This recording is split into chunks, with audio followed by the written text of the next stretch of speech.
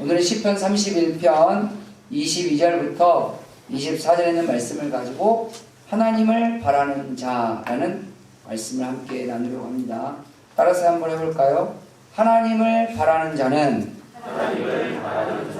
하나님이 은혜와 구원과 응답으로 역사하신다.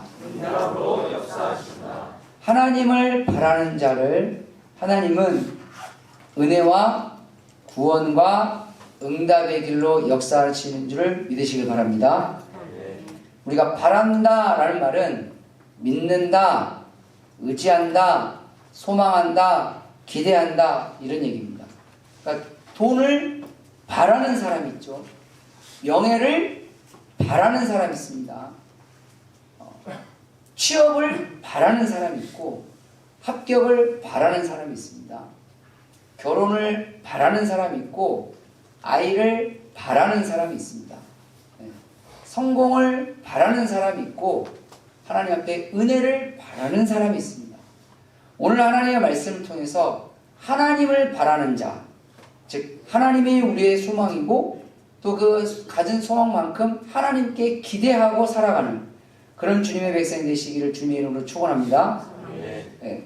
옛날 그 동화 이야기에 보면 그 황금알을 낳는 거위라는 동화책이 있어요. 혹시 모르시는 분? 아, 다행입니다. 네. 너무 다행입니다. 만약에 모르서 화면에 있으면 설명을 해야 되는데 설명을 하지 않아도 그 동화책에 보면 어리석은 사람이 결국 나중에 거위의 배를 가르잖아요. 이유는 딱 하나였어요. 욕심 때문이었습니다. 기다리면 매일 하나씩의 황금알이 나올 텐데 더 많은 걸 얻기 위해서 배를 가르려면 엄청나게 많은 황금이 나올 줄 알고 그 욕심 때문에 배를 갈라서 그 황금알을 꺼내려고 했을 때 결국은 매일 황금알을 낳는 그 거위는 죽어버리잖아요. 우리는 가끔은 우리가 가지고 있는 욕심 때문에 진짜 중요한 걸 놓쳐버릴 때가 너무 많이 있습니다. 때로는 돈을 너무 바라다가 가족들의 사랑과 화목을 놓쳐버리는 경우도 있고 때로는 세상의 성공이나 아니면 때로는 세상의 명예를 찾기 위해서 자기 주변에 있는 친구들이나 동료들을 외면해버리는 사람도 있습니다. 그래놓고 나중에 본인이 쓸쓸해지고 주변에 사람이 없으면 세상을 원망하죠. 사람을 원망하죠. 심지어는 가족들도 원망합니다. 가족이 돼가지고 돌아보지 않는다고. 본인은 얼마나 돌아봤는지. 제 주변에 가족에 대한 개념이 약간 다르신 분이 있어요. 처음에는 가족은 서로 사랑해야 합니다. 가족은 서로 화목해야 합니다. 가족은 서로 돕고 가족은 서로 나누고 이래야 된다는 말씀. 그건 틀린 말이 아니잖아요. 틀렸다고 생각하시는 분. 맞는 말이죠. 맞죠. 당연하죠. 막 이렇게 호응을 했어요. 근데 그분이 그 다음에 하신 말씀이 뭐냐면 우리 가족들은 안 그래요. 라고 하는 거예요. 우리 가족. 이게 2번이에요. 2번. 그분이 2단계로 말씀하신 거예요. 우리 가족들은 안 그래요. 우리 가족들은 서로 안 도와준대요. 우리 가족들은 서로 안 돌아본대요. 우리 가족들은 서로 안 살펴본대요. 아, 그래요. 되게 좀 마음이 그러시겠어요. 그러면서 3단계, 자기가 요즘 이러이러한 어려운 일이 있는데 자기를 안 도와준대요. 이쯤 가니까 이건 뭐지? 라는 생각이 들었어요. 그 순간 대화를 나누면서 아, 이 사람이 생각하는 가족 애란 나를 도와줄 때 가족이지 내가 도와줘야 될 대상이 가족은 아닌 거예요. 잘 이해하셔야 합니다. 내가 도움을 받을 때는 가족이 맞는데 내가 도와줘야 될 대상이 가족은 아닌 거예요. 제가 마지막에 물었어요. 그러면 선생님은 가족들을 얼만큼 많이 도와줘 보셨어요? 가족이 어려울 때, 가족이 힘들 때 얼만큼 많이 도와줘 보셨고 얼만큼 많이 함께 해주셨고 얼만큼 많이 돌보시고 보살펴줘 보셨어요? 근데 이분이 이렇게 이야기했어요. 저희 가족은 힘든 적이 없어요. 그럴 리가. 우리 가족은 힘든 적이 없어요. 그래서 자기가 도와줄 일이 없었다는 거죠. 그럴 리가. 몰랐던지 살펴보지 않았던지 공감하지 않았던지 이해하지 않았던지 그들이 어떤 어려움인지 알아보려고 하지도 않았든지 관심이 없었든지 내가 모르면 그런 일이 없었다라고 착각하고 있는 거예요. 그럴 리가요. 우리는 알잖아요. 세상을 살아가면서 어려움을 겪지 않은 사람이 어디에 있어요. 근데 우리 가족들은 어려움을 겪을 일이 없어서 내가 도와줄 일이 없다는 거예요. 근데 나는 지금 현재 너무 힘든데 어려운데 우리 가족들 나를 안 도와주는 거예요. 그래서 우리 가족들은 가족의 겁대요. 뭔가 좀 이상하죠? 1단계와 2단계는 맞는 말인데 결과론적으로 들어가면 이상한 말이 되는 겁니다. 왜 이상한 말이 존재할까요? 욕심 때문입니다. 탐욕 때문입니다. 원망 때문입니다. 주님은 우리에게 예수님께서 말씀하셨을 말씀 중에 이런 말씀이 있습니다. 너희가 대접을 받고자 하는 대로 대접하라. 우리는 가끔 누군가를 원망할 때 그 사람들로부터 뭔가를 받지 못했을 때 원망하는 경우가 굉장히 많습니다. 부모로부터 뭔가를 아니 정확히 말하면 내가 원하는 것만큼 받지 못했을 때, 그러니까 부모는 자식에게 뭔가를 했는데 자식은 원망이 나온다. 이건 왜 나올까요? 받지 못해서가 아니라 내가 원하는 것만큼 받지 못했기 때문에 그래요. 내가 직장 동료들을 원망할 때 언제 나오느냐? 직장 동료가 나를 위해서 아무것도 안 했을 리가 없어요. 뭔가 했을 거예요. 단 내가 원하는 것만큼 안 채워졌을 확률이 높습니다. 그러니까 나는 내 직장 동료이 나한테 해준 게 별로 없다 라는 생각을 갖죠. 내가 원하는 것만큼. 본인은 얼만큼 했을까라는 문제를 2번으로 두고 난 다음 젖혀두고라도 내가 원하는 것만큼. 그럼 여기서 근본적인 질문으로 돌아가셔야 합니다. 우리는 과연 받을 자격이 있는 사람인가? 주님은 우리에게 묻습니다. 혹시 너희 안에 있는 그 헛된 욕심과 욕망과 불평과 원망과 불만에 대한 그 마음, 자족하지 못하는 그 마음이 너희로 하여금 때로는 너희 스스로를 실족시키고 스스로를 실망시키고 스스로를 원망의 구렁텅이로 몰아넣고 있지 않느냐. 그래서 주님께서 내가 대접받고자 하는 대로 대접하라는 말씀은 뭐죠? 네 스스로를 먼저 생각해봐. 누가 나를 안 도와줄 때, 내가 어려운 일이고 힘들 때 너는 어떻게 살았는지를 봐라 라는 그 말씀을 하시는 거거든요. 중요한 건 우리가 뭔가를 소망으로 삼고 뭔가를 기대하고 뭔가를 믿고 의지할 때 내가 어떤 삶의 자세를 가지고 가느냐가 굉장히 중요합니다. 똑같이 돈을 바라도 어떤 사람이 둘 다 A라는 사람과 B라는 사람이 둘 다 돈을 바래요. 나 돈 좀 있었으면 좋겠다. 돈 좀 있었으면 좋겠다. 그런데 A라는 사람은 진짜 살기 위해서 돈이 필요한 사람이 있어요. 그런데 이 사람은 더 먹기 위해서 돈이 필요한 사람이 있어요. 이 사람은 오늘을 살기 위해서 돈이 필요한 사람이 있어요. 이 사람은 맛집을 가기 위해서 돈이 필요한 사람이 있어요. 이 사람은 명절 때 한 번도 가족을 찾아갈 수 없을 정도로 힘든데 이번에는 명절을 찾아가고 싶어하는 그 간절한 마음 때문에 돈이 필요할 수 있어요. 이 사람은 여행 가고 싶어서 돈이 필요한 사람이 있어요. 우리가 생각할 때 근본적인 질문으로 돌아가셔야 합니다. 주님은 우리에게 물어요. 너희가 뭔가를 바랄 때 그 바라는 근본적인 마음이 어디에 있느냐. 주님이 우리에게 주시는 가장 위대한 말씀 중 하나가 뭔지 아십니까? 내가 변하지 않으면 절대로 세상은 변하지 않습니다. 세상 사람들은 세상이 변해야 내가 변한다고 생각해요. 안 그래요. 세상이 변하잖아요. 그러면 나는 도태됩니다. 왜? 나는 안 변하고 세상만 변했는데 내가 이상한 사람이 되는 거죠. 그게 정상적으로 변하든 비정상적으로 변하든 나는 이상한 자리에 가 있어요. 내가 바뀌고 변화되고 성숙하고 성장해야 세상을 변화시킬 수 있는 힘이 생겨요. 만약에 그럼에도 불구하고 세상이 안 변하죠? 변하지 않는 세상 속에서도 내가 성숙하고 내가 성장하잖아요. 그럼 거기서 내가 승리하게 되는 겁니다. 하나님이 우리에게 주시는 그 귀한 비결 중에 하나가 그 가운데 그렇기 때문에 너는 세상의 것을 바라고 소망하기 전에 그걸 바라고 소망하지 말라는 말이 아니에요. 직장 필요하죠. 돈도 필요하죠. 가족도 필요하죠. 사람도 필요합니다. 하나님 필요 없다고 말씀하지 않으셨어요. 먹을 것도 필요합니다. 쉼도 필요해요. 그러나 하나님은 그것을 너희가 바라기 전에, 좋은 성적을 바라기 전에, 좋은 직장을 바라고 좋은 가족을 바라고 사랑하는 애인을 바라고 자식을 바라고 뭐가 잘 되고 성공하고 저저저 이걸 바라기 전에 정말 하나님을 섬기는 성도라면 하나님을 먼저 바라는 자가 되라. 할렐루야. 일종의 하나님은 그 동화에 나오는 황금알을 낳는 거위와 같다 이거예요. 그 거위를 가진 자가 황금알을 갖는 것이지 황금알을 가졌다고 해서 그 사람이 모든 걸 얻는 게 아니라는 거죠. 근데 우리는 거위는 그냥 어디다 처박아 놓고 황금알만 어디서 생기기를 바라고 살아가니 돈만 바라고 성공만 바라고 사랑만 바라고 즐거움 바라고 기쁨 바라고 자기의 편안함과 안락함과 자기가 원하는 걸 바라니 거위는 어디 시궁창에 빠져있는 그런 심령이 되어 있지 않느냐. 그러니 하나님을 온전히 바라는 자가 되라. 할렐루야. 네. 세상과 사람보다 하나님을 바라는 그들이 진짜 성도다. 안 믿는 사람들이 그렇다면 그럴 수 있어요. 그 사람들은 하나님을 몰라요.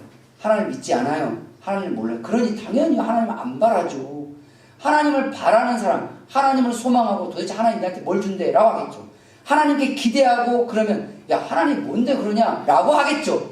하지만 성도는 하나님이 살아계신 걸 믿는 우리는 황금알을 바라기 전에 그 거위 되시는 하나님을 바라는 자가 진짜 성도라는 사실을 믿으시길 바랍니다.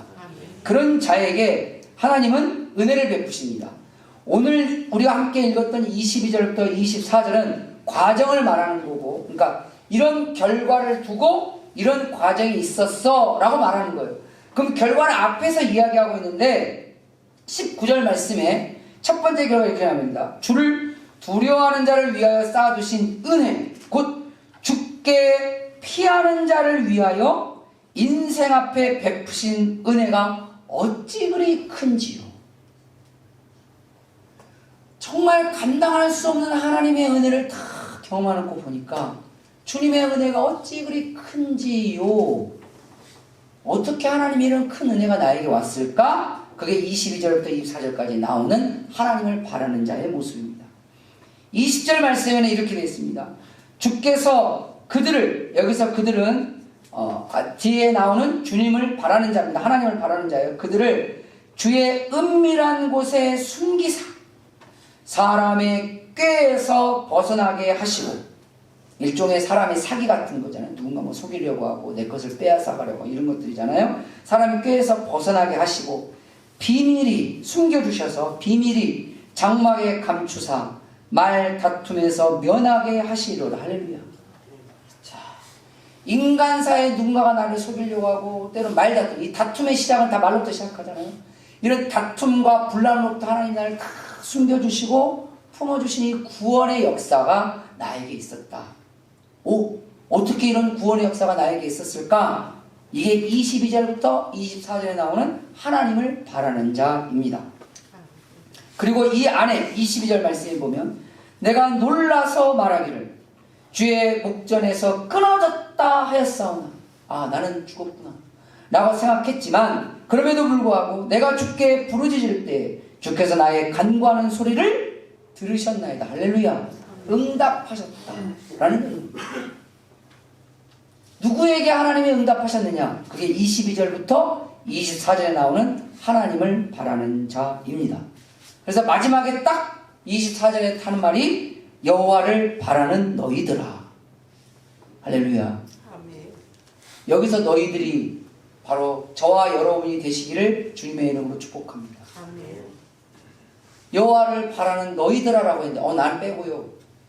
나는 아닌 것 같은데요. 저는 여호와를 별로 바라본 적이. 여호와를 바라라 그랬더니 자식이 눈에 보이는 사람이 있어요. 내 눈에 보기에도 우리 자식은 여호와를 바라지 않는 것 같아. 여호와를 바라는 너희들아 라고 했더니 남편이 보여. 아내가 보여. 왜? 내가 봐도 내 남편과 내 아내는 여호와를 바라기보다 황금알을 바라는 게 더 빨랐던 것 같아. 오늘 말씀은 여호와를 바라는 자로 돌아가라는 주님의 외침이신 걸 믿으시길 바랍니다. 그렇다면 어떤 삶을 살아가는 사람이 하나님, 즉 여호와를 바라는 사람이 될까요? 첫 번째로 기도를 멈추지 않는 자입니다. 즉 여호와를 바라는 사람은 기도를 멈추지 않습니다. 기도를 멈추지 않습니다. 보통 기도를 안 하는 사람 빼고 기도를 하는 사람들이 기도를 멈추는 경우가 보통 기도를 하는 사람, 안 하는 사람 아닙니다. 기도를 하던 사람들이 기도를 멈추는 경우가 언제 기도를 멈추냐? 자기가 원하는 게 이루어지지 않았을 때, 실족이 오고 실망이 왔을 때, 하나님이 혹시 나를 버리는 건 아닌가? 하나님이 나의 기도를 듣지 않는 건 아닌가? 내가 소망이 끊어지고, 나는 기도를 하고 살았는데도 소망이 끊어지고, 기도를 하고 살았는데도 뭐 되는 것도 하나도 없고, 기도를 하고 살았는데도 뭐 그냥 그래. 그러니 마음의 실망과 실족과 낙심이 오니까 기도가 딱 끊어져요. 보통 기도를 하던 사람이 기도가 끊어지는 케이스가 그런 케이스거든요. 그런데 22절, 내가 놀라서, 여기서 놀라다는 말은 두렵다는 거예요. 어떤 두려움이 몰아닥쳤어요. 두려움이 몰아닥쳤는데 말하기를, 스스로 말했어요. 주의 목전에서. 주의 목전이 뭐죠? 주님이 보시는다. 그러니까 하나님이 나를 보고 계시는데 거기서 끊어졌다 했사오나, 이게 무슨 말이겠어요? 아, 하나님 나를 버려뒀네. 하나님 나를 끊어냈네. 나는 늘 기도하고 살았는데 하나님 내 기도를 듣지 않는 건 아닌가? 하나님 나를 버리시는 건 아닌가? 혹시 하나님 관심에는 내가 없는 건 아닌가? 뭐 이유는 여러 가지일 수 있어요. 돌아보면 실은 시편 31편 다 보면 그런 얘기가 나옵니다. 내가 죄를 져서 하나님이 내 기도를 안 듣는 건 아닌가? 내가 죄가 많아서 하나님 나를 딱 끊으시는 건 아닌가? 내가 최근에 가만 생각해 보니까 우리 부모님들이 막 와 해가지고 하나님 화가 나셔서 딱 끊으시는 건 아닌가? 내가 최근에 누구에게 거짓말하고 막 욕하고 막 이상한 소리를 하고 막 비방하고 다녔더니 이제 그게 떠오른 거예요. 뭉글뭉글. 그래서 하나님이 딱 끊으신 건 아닌가? 이 상황에서 어떡하지? 기도를 평소에 하던 사람이 기도를 멈출 때 이런 상황이 와요. 그런데 22절 말씀은 끝까지 봅시다. 내가 놀라서 말하기를 주의 목전에서 끊어졌다 하였사오나 내가 주께 부르짖을 때, 할렐루야, 이게 중요합니다. 내가 주께 부르짖을 때 주께서 나의 간구하는 소리를 들으셨나이다. 여러분, 죄가 많아도 기도를 멈추지 마세요. 하나님의 말씀대로 살지 못했다고 해도 기도를 멈추지 마세요. 때로는 하나님이 싫어하는 일을 했다 하더라도 기도를 멈추지 마세요. 기도는 절대로 멈추지 마세요. 기도는 하나님과 연결되어 있는 은혜의 끈이고 구원의 끈이고 응답의 끈입니다. 핸드폰을 딱 키면 핸드폰 위에 전파가 떠요. 저는 갤럭시를 씁니다.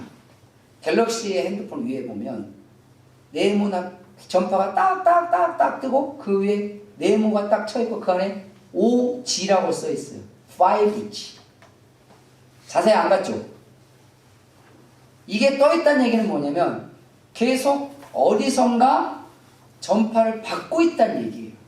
내가 통화를 안 하고 있는데도 계속 전파를 받고 있다는 거예요. 그래서 언제든지 누구라도 나에게 전화를 걸면 그 전화를 나에게 연결해 주려고 전파가 기다리고 있어요. 전파가 늘 걸어놓고 기다리고 있다는 걸 표시를 핸드폰에다 해놓은 거예요. 근데 가끔 전파가 뚝 끊어질 때가 있죠.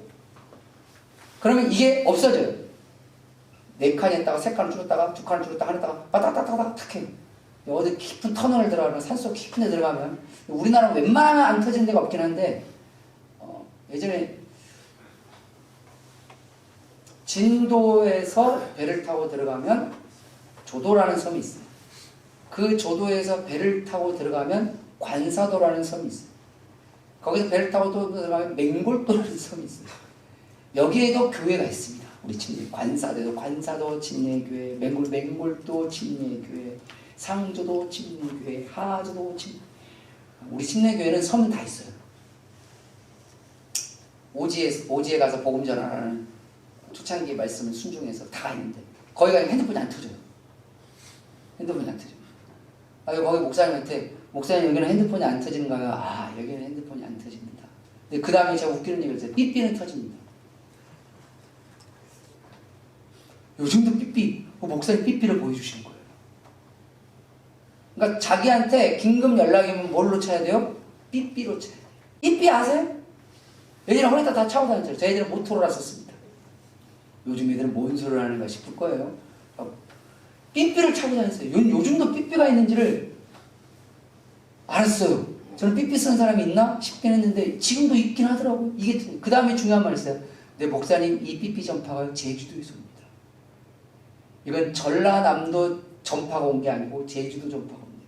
왜냐면 삐삐는 국가를 넘기면 이거 설정을 해줘야 된다네요. 또 참 요즘도 그런 시대를 살고 있습니다. 그래서 목사님 배 타고 어디 나갔다가 삐삐가 울리면 다시 외국으로 들어가세요. 그리고 거기서 전화를 하세요. 교회 전화로. 이 유선 전화는 터지니까 그것도 신기하네. 무선 전화인데 어쨌든 전화를 하세요. 삐삐를 차고 다닌다. 근데 그게 그렇게 또 멋있게 보이대. 왜? 내 핸드폰은 갤럭시지만 아이폰도 안 터져. 그 최첨단 스마트폰 갖다 줘도 쓸모가 없어요. 쓸모가 없는데 몇십 년에 쓰던 삐삐는 터져. 핸드폰이 안 터지면 내 속은 터지는데 이게 터지니까 목사님 뭐 하다가 삐삐 안에 딱 보시고 이거 전화를 해야 될 것 같아서 내려가세요. 와, 요즘 이런 시대에 우리가 살고 있구나. 그러니까 가끔 그런 생각을 해요. 같은 시대를 살아가지만 어느 지역은 정말 AI 최첨단 시대지만 어느 지역 가면 지금도 구석기 시대를 살고 있어요. 한 10여 년 전 됐죠. 10여 년 전에 내셔널 지오그래픽이라는 그 회사가 있습니다. 여기에서 세계에서 기이한 일들이 일어나고 이러면 막 이렇게 영상도 찍고 잡지도 내고 막 이렇게 해요. 그리고 옷 메이커를 말하는 게 아니에요. 거기서 한 게 의류 사업 중에 하나일 뿐이에요. 그런데 거기에서 뭐가 나왔었냐면 말레이시아 어느 섬에서 구석기 시대의 유물이 나왔다고 아주 대대적인 적이 나온 적이 있어요. 그래서 고고학자들이 몰려가서 막 그 발굴을 하고 그랬어요. 그래서 이게 구석기 시대 유물들이다 막 해가지고 발표를 했단 말이에요. 그리고 한 2년 정도 지났어요. 그러니까 제가 본 건 그러고 난 2년 뒤에 걸 본 거예요. 근데 거기 내셔널 지오그래픽에서 뭐냐면 구석기 시대 유물이 아니라 지금도 구석기 시대로 살고 있던 사람들의 흔적이었다 라고 발표가 됐어요. 이해되세요? 그러니까 구석기 시대가 끝난 게 아니에요. 지금도 신석기 시대를 살아가고 있는 어딘가가 있어요. 궁금하시죠? 안 궁금하세요? 궁금하시면 제가 데려다 드릴게요. 내년 6월쯤 저기 밀림을 한번 갔다 오시면 여기가 어느 동네인지 지금도 옷 한 벌 입지도 않고 지금도 신석기 시대를 살아가고 계시는 분들이 계십니다. 우리는 그런 시대에 살고 있어요. 그러니까 다양한 시대, 다양한 환경 속에서 우리는 살아가고 있단 말이에요. 이런 시대 속에서 예수님 믿는 사람들이 가장 절대로 잊어버리지 않을 게 바로 기도예요. 왜냐하면 기도는 하나님과 연결되어 있는 이 굳이 붙이면 한 10G 정도 될 것 같아요. 5G, 6G, 7, 8, 9, 10. 그 정도로 하나님하고 연결이 되어 있는데 우리는 여러 가지 이유 때문에 기도를 멈추는 경우들이 되게 많습니다. 때로는 내 마음의 실족 때문에 서두에도 말씀했습니다. 내가 변하지 않으면 세상은 변하지 않습니다. 내가 실족한 거지 실은 하나님이 실족시킨 게 아니에요. 내가 실망한 거지 하나님이 실망시킨 게 아니에요. 사울이 스스로 무너진 거지 하나님이 사울을 무너뜨린 게 아니에요. 근데 우리는 그걸 반대로 생각해요. 하나님이 나를 버렸다. 하나님이 나를 잘랐다. 하나님이 나를 끊었다. 그래 나는 쓸모없는 사람입니까? 이유는 아주 적당하죠. 내가 죄가 많아서 하나님이 끊었다. 내가 나쁜 짓에서 하나님이 끊었다. 내가 말버릇 나빠서 하나님이 끊었다. 내가 이래서 하나님이 끊었다. 저래서 끊었다. 하나님이 나를 실족했다. 하나님이 버렸다. 나를 어쨌다 저쨌다 그랬다. 하나님은 우리가 죄를 지어도 버리지 않습니다. 우리가 실수해도 버리지 않습니다. 때로 우리가 하나님 말씀에 불순종해도 버리지 않습니다. 도리어 하나님이 찾아오셔서 징계하십니다. 여러분 히브리서 말씀에 보면 자식이 죄를 졌는데 가만히 있는 부모가 있느냐? 너희가 징계를 받는 이유는 너희가 하나님의 사생자가 아니기 때문이다. 하나님의 징계가 나에게 있는 것은 하나님이 우리를 찾아오셨다는 얘기고 하나님이 나에게 관심을 가졌다는 얘기고 하나님이 거기 합당한 게 징계, 매를 들어서 뭐 하려고? 고치려고 하시는 거지 하나님을 갖다 버려버리고 잘라버리고 없애버리려고 하는 분이 아니다. 그럼 그 생각은 누가 넣어줬을까요? 그게 마귀가 넣어주는 생각이에요. 야, 기도할 필요 없어. 기도해봤자 되는 게 있냐. 하나님 널 버렸어. 왜 버린 줄 알아? 네가 죄가 많아서. 네 하는 걸 봐라. 그렇게 사니 하나님 나한테 은혜를 주겠냐? 마귀의 그 속삭임에 넘어가면 기도를 멈춰버립니다. 오늘 22절 말씀은 이거예요. 내가 놀라서 말하기를 주의 목전에서 끊어졌다. 여기서 하나만 넣었으면 좋겠어요. 내가 끊어졌다 하였사오나 내가 주께 부르짖을 때 주께서 나의 간구하는 소리를 들으셨나이다. 할렐루야. 이게 하나님을 바라는 자의 삶이에요. 두 번째로 어떤 삶을 사는 사람이 하나님을 바라는 사람일까요? 바로 진정으로 하나님을 사랑하는 사람입니다. 즉 하나님을 바라는 사람은 진정으로 하나님을 사랑할 줄 압니다. 사랑이 뭔 줄을 알아요. 근데 우리는 실은 사랑이 뭔 줄을 다 알고 있습니다. 사랑이 뭔 줄을 모르는 사람은 없어요. 사이코패스 빼고. 그런데 제가 개인적으로 알고 있는 정신병리학 그 교수님이 그런 말씀하신 게 있어요. 사이코패스도 사랑할 줄 안다.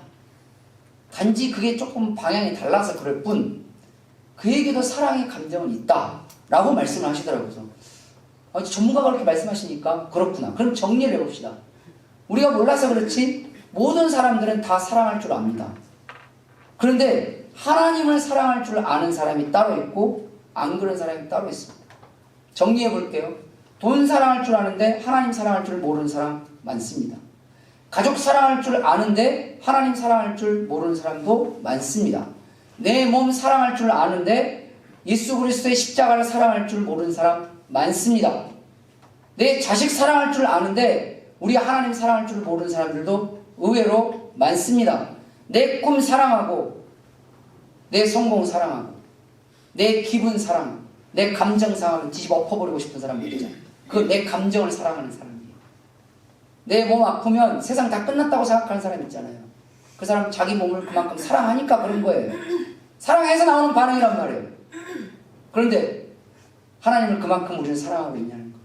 가끔은 이런 말도 하죠. 사랑은 한쪽에만 집중되면 이것도 다른 쪽엔 아니요. 여러분 남편 사랑한다고 아이를 사랑 안 하는 줄 아세요? 정도의 차이는 조금 있을 수 있어요. 누가 그런 말 하더라고요. 10손가락 깨물어서 안 아픈 손가락 있냐. 이게 자식을 두고 한 소리잖아요. 근데 더 아픈 손가락도 있어요. 사랑은 정도의 차이는 있을 수 있을지는 몰라도 동시에 둘, 셋, 네 개를 할 수 있어요. 돈 사랑한다고 자식 안 사랑하는 사람 없습니다.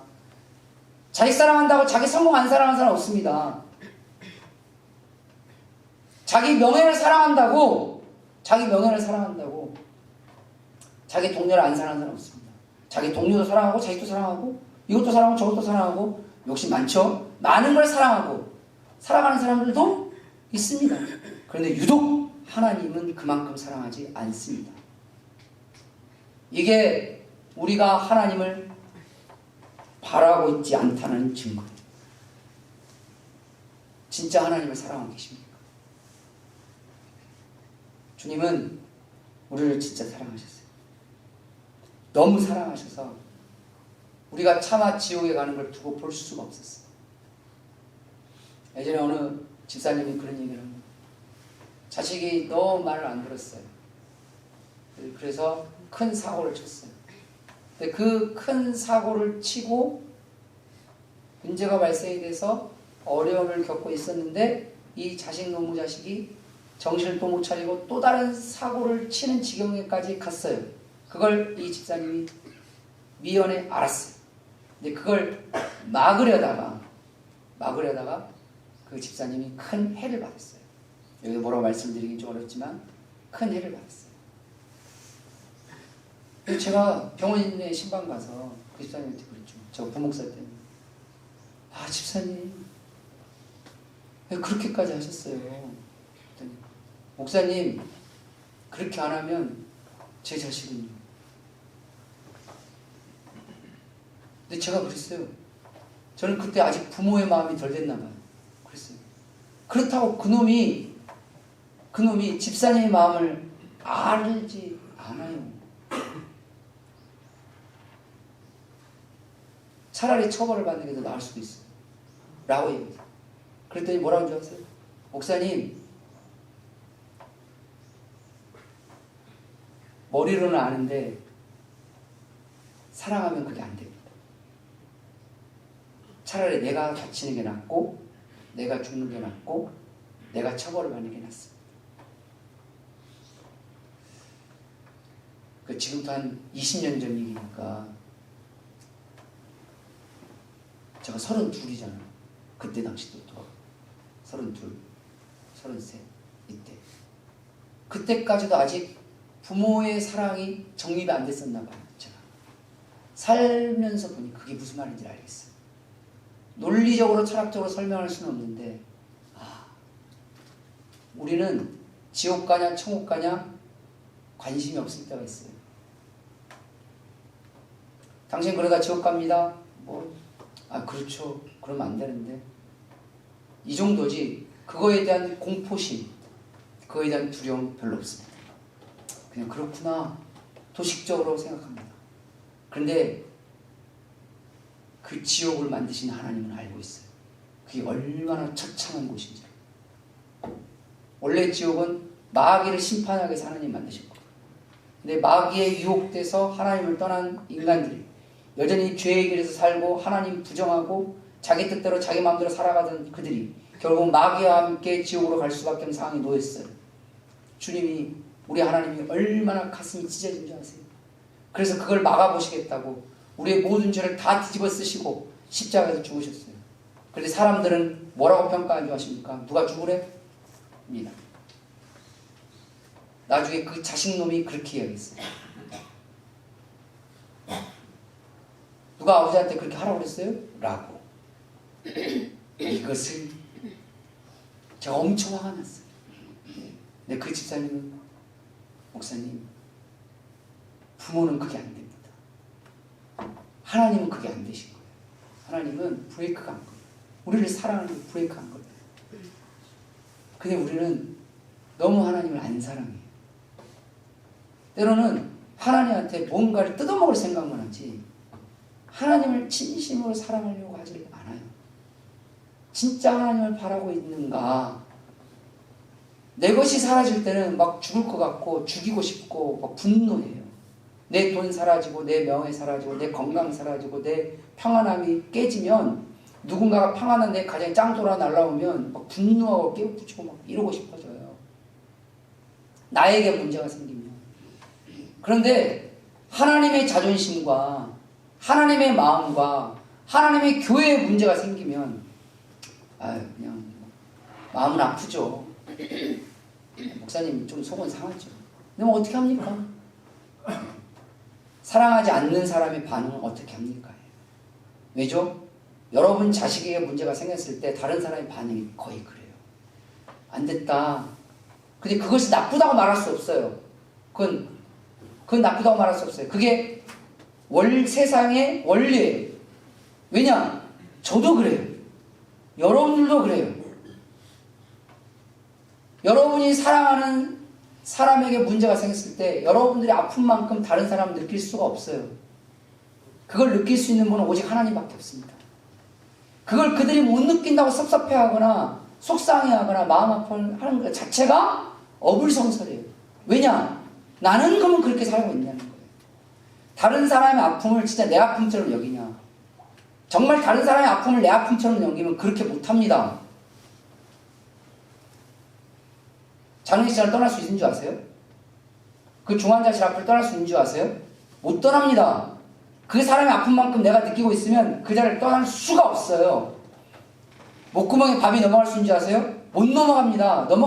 그 사람은 그 목구멍에 밥 숟갈에 한 숟가락도 못 들어간단 말이에요. 왜? 그 사람의 사랑이 그 사람의 아픔을 갖게 하는 요인이 됐으니까. 근데 우리는 그 감정을 느끼기가 어려워요. 다른 사람의 일이니까. 근데 그게 나쁘거나 죄가 아니에요. 그럴 수 있어요. 아니 그러기도 하고 그게 맞아요. 그런데 중요한 것은 우리가 믿는 하나님은 지금도 우리를 사랑하고 계십니다. 근데 우리는 하나님을 그만큼 사랑하고 있느냐. 오늘 시편 기자는 외칩니다. 23절. 너희 모든 성도들아 여호와를 사랑하라. 예전에 어느 목사님이 그런 얘기 하시더라고요. 여러분 통장에 반에 반만큼만 주님 좀 사랑해 보세요. 여러분의 자식을 사랑하는 마음에 반에 반만큼만. 여러분의 융자를 때려 부어가면서까지 산 그 아파트에 반에 반만큼만 하나님 좀 사랑해 보세요. 여러분 인생이 바뀔 겁니다. 오늘 하나님의 말씀의 그 외침이 이 하나님의 은혜와 구원을 경험했던 그 시편 기자가 진정으로 하나님을 사랑해봐라. 진짜 사랑해봐라. 하나님을 좋아해봐라. 너의 삶이 바뀔 것이다. 라고 이렇게 이야기해요. 세 번째로 어떤 삶을 사는 사람이 하나님을 바라는 사람일까요? 바로 진실하고 겸손하게 행동하는 사람입니다. 즉 하나님을 바라는 사람은 진실하고 겸손하게 행동합니다. 그렇게 해요. 그러니까 이걸 반대로 생각해 보면 돼요. 저 사람이 예수님, 그러니까 저 사람이 목사님인데, 저 사람이 안수집사님, 교회에서 안수집사님이고, 저 사람이 교회에서 집사님인데, 안 진실해. 저 사람이 교회에서 장로라고 하고 권사라고 하는데, 겸손함이 별로 없어. 하나님 바라는 사람이 아닙니다. 단정 지을 수 있냐고? 네, 단정 지을 수 있습니다. 왜냐하면 성경이 그걸 우리에게 증언하고 있습니다. 교만한 사람은 하나님을 바라는 사람이 아닙니다. 그러니까 그걸 증거예요, 그냥. 그러니까 교만한 장로, 교만한 안수집사, 교만한 집사, 교만한 성도, 하나님을 바라는 사람 아니에요. 신앙생활 하고 있을는지는 몰라도 하나님을 바라는 사람 아니에요. 그 사람은. 하나님이, 그러니까 하나님이 뭐라고 말씀하셨나? 23절. 여호와께서 진실한 자를 보호하시고 교만하게 행하는 자에게 엄중히 갚으시리라. 엄중이라는 말을 썼어요. 그냥 갚으신다는 말이 아니라 엄중히 갚으신다. 이 갚는다라는 말을 잘 이해를 해보셔야 돼요. 갚는다라는 것은 보통 빚에서 나온 거예요. 대출, 빚쟁이 뭐 이런 거예요. 내가 돈을 빌렸으면 나중에 어떻게 해야 돼요? 갚아야 되잖아요. 마찬가지로 내가 교만하게 해갔죠. 교만하게 행한 것만큼 하나님이 나에게 갚으실 겁니다. 그러니까 교만은 반드시 나에게 돌아옵니다. 기억하셔야 돼요. 교만은 반드시 나에게 돌아옵니다. 교만은 일종의 대출과 같습니다. 하나님이 청구하러 오십니다. 그러면 이걸 겸손으로 그대로 이어가 봅시다. 왜냐하면 교만의 반대가 겸손이니까. 겸손은 반드시 하나님이 은혜를 베푸십니다. 교만은 반드시 하나님이 그 대가를 갚게 하십니다. 대출 받았으니까 청구하러 오시죠. 하나님의 청구가 움직입니다. 겸손은 하나님이 반드시 그에게 찾아와서 은혜를 베푸십니다. 이게 성경의 원리예요. 물론 얼만큼 교만하고 얼만큼 겸손하냐는 차이는 있을 수는 있어요. 그러나 분명한 사실은 그가 겸손한 모습이 없다, 교만한 모습이 있다, 교만한 모습만 있다, 그러면 그 사람은 예수를 안 믿을 확률이 굉장히 높습니다. 이건 조심스럽게 들은 말이에요. 굉장히 높습니다. 그런데 조금 겸손하고 많이 교만할 수 있어요. 예수님을 믿을 수 있지만 그 사람은 하나님을 바라는 사람은 아닐 확률이 굉장히 높습니다. 교만한 모습보다 겸손한 모습이 더 많다. 그러면 이 사람은 예수님을 믿을 뿐만 아니라 하나님을 바라는 사람이 맞습니다. 그리고요, 교만한 모습보다 겸손한 모습이 더 크잖아요. 그 사람은 마음에는 분명히 이게 있을 거예요. 좀 더 겸손하자. 내 안에서 올라오는 교만을 없애자. 분명히 이런 마음이 그에게 있을 거예요. 그러니 겸손이 교만을 넘어가기 시작한 거예요. 왜냐하면요, 사람은 가만히 있으면 절대 겸손하지 않습니다. 사람은 인식하고 깨어있고 노력하고 애쓰지 않으면 다 교만해집니다. 본인만 모를 뿐 주변 사람들은 다 알아요. 가끔 이런 말씀 하시는 분 있어요. 목사님, 성격이 내성적인 사람들은 원래 겸손하잖아요. 아니, 그건 겸손한 게 아니라 내성적인 거지. 왜 내성과 겸손을 같이 이해해야지? 내성적인 사람도요, 어디에 잘 안 나서는 사람도요, 자기가 뭘 잘하잖아요. 그 마음에서 교만을 몰라서 누가 알아줬으면 해요. 근데 안 알아주잖아요? 상처받아요. 그리고 자기의 친한 사람한테 얘기해요. 우리 아빠는 날 몰라줘. 왜죠? 내성적인 사람도 그 안에 뭐가 있습니까? 교만이 있어요. 겸손, 선, 의, 바름, 진실, 진리는 사람이 노력하고 애쓰지 않으면 절대로 이룰 수가 없어요. 사람은 가만히 있으면 아무것도 노력하지 않고 아무것도 애쓰지 않죠. 그러면 죄로 갑니다. 왜요? 우리는 죄인이기 때문에 그렇습니다. 우리는 죄성을 지닌 존재니까 그래요. 애들, 꼬맹이들 어렸을 때 키울 때 여러분 죄 안 가르치잖아요. 집에서 부모들이 얘야 거짓말해라. 나중에 너희들이 약간 실수한 걸 들킬 것 같으면 거짓말을 해. 그래서 엄마도 속이고 아빠도 속여. 기분 나쁘면 뒤집어. 이렇게 가르치는 부모 아무도 없습니다. 도리어 그렇게 하면 혼내죠. 왜 거짓말을 해? 잘못했으면 잘못했다 라고 말하면 아빠가 다 용서해 줄 건데 왜 그걸 속이려고 그래? 왜 동생을 때려? 같이 나눠 먹으면 되는데 왜 그걸 욕심을 다 그러냐? 라고 하죠. 죄를 가르친 적이 없는데 그게 전자적 시스템으로 나와요. 누군가를 미우고 누군가를 때려옵니다. 하나님 앞에 나아가지 않아. 기도하지 않아. 죄는 노력하지 않아도 자연스럽게 우리에게 나옵니다. 겸손과 진실은 우리가 노력하지 않고 애쓰지 않으면 절대로 찾을 수 없습니다. 하나님은 그런 사람을 보호하십니다. 마지막 네 번째로 하나님을 바라는 사람은 어떤 삶을 살까요? 바로 믿음으로 강하고 담대합니다. 두려움이 없어요. 진짜 하나님을 바라고 하나님을 기대하고 소망하는 사람은 두려움이 없어요. 웃긴 건 시험을 못 봐도 두려움이 없어요. 때로는 누구하고 어떻게 하다가 엄청 어떻게 해서 막 병원에 실려가도 두려움이 없어요. 괜찮아. 왜요? 하나님에 대한 기대가 있습니다. 때로는 무슨 일이 있어서 자기에서 낙심이 된 일이 생기잖아요. 두려움이 없어요. 때로 안 좋은 일이 생겨도 두려움이 없어요.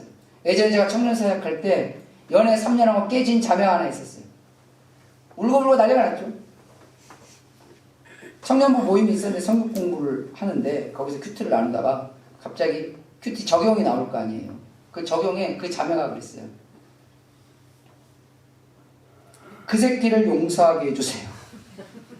이게 그 자매의 적용이었어요. 우리는 알고 있거든요. 청년부 친구들 다 알고 있었거든요.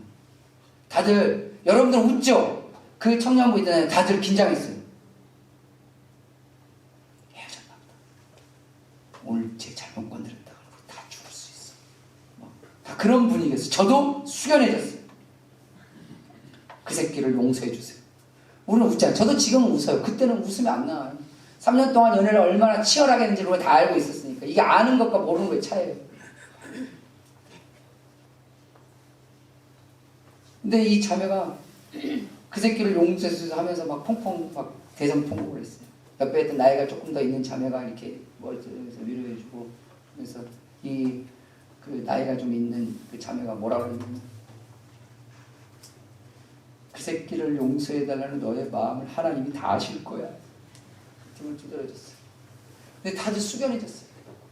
기도하는데 그 청년 회장이 목사님 아들이었거든요. 근데 청년 회장이 기도하는데 뭐라고 하냐, 하나님 아버지 저러저러 하면서 누구누구 자매가 아픔을 겪고 있습니다. 그 새끼를 용서해 주시옵소서. 근데 누구도 웃지 않았어요. 그 다음 주가 됐어요. 룰루랄라 교회로 왔어요. 그리고 우리 다 긴장했거든요. 제 일주일 동안 한 번씩 헷갈렸던 거 아니에요? 막 모두들 서로 막 목사님 이상해진 것 같은데. 그래, 저 원래 제가 저런 애가 아닌데. 막 그런 거예요.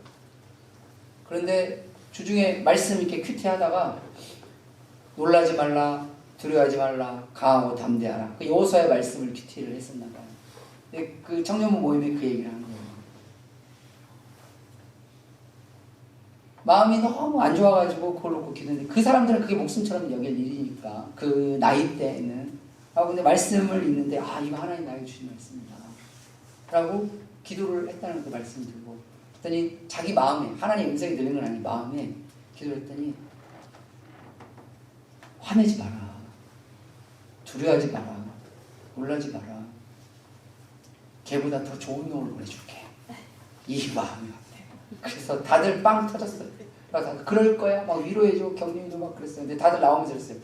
하나님 그 말씀 하셨을까? 다들 이제 궁금만을 하지만 물어볼 수는 없어요. 물어볼 수는 없어요. 나중에 청첩장을 보냈는데 그놈이 그 새끼보다 더 좋아하는지는 모르겠어요. 근데 중요한 건 말씀 한 구절이 그를 살렸다는 사실이에요. 가끔은 부부관계 속에서 어려움이 있으면 이혼하고 싶다.